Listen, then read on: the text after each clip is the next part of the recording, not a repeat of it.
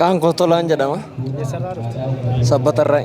Mee ayyaana kana kabajaatitu jirtuuti kanan si arge. Goobee jechuun maal jechuudha? Goobee jechuun tapha aadaa Oromoo keessa jiru ta'ee tarii bakka aadaadhuma ittiin kan dhiyeeffamu birraa birraa.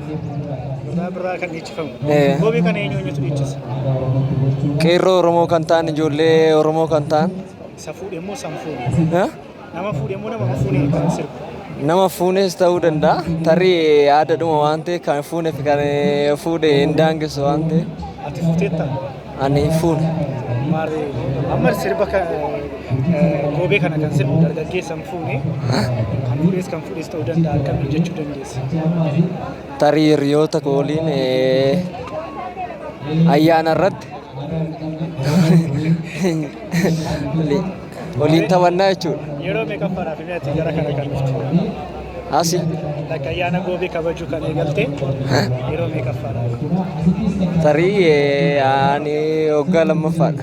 Yeroo lammaffaa jechuudha. Yeroo lammaffaadha. Kennaan addaan ati edda goobeen eegale argatte kennaan addaan ati argatte maali? Kennaan an argadhe tarii bakka deemutti tarii tapha nuti taphatnurraa kan ka'e namni sun gammadee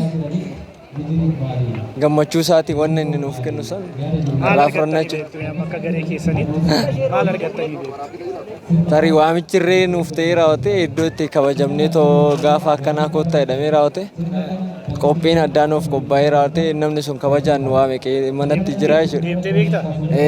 Maaltu isinii qophaa'e? Sangaa. Sangaa? Kormaa jechuudha. Guyyuum tokko fixxan immoo? Guyyaa tokko finne tarii. Qalattaniitu qircattanii galtanii? Nyaannitu galle quufne. Achumatti hoo? Achumaan taphannee akka. Sirba goobee tokko nu sirbi. Sirba goobee tokko nu sirbi. Waa birraan kana fardee yaabba naabiti yaa abba abba. Waa birraa yaabbadheen kaachisa. Waa birraa keessa maafa nafaa. Waa birraa anis nan dhiichisa. Akkasuma jedhameetuma itti fufamaa jechuudha. Galata. Rakkoon thank you.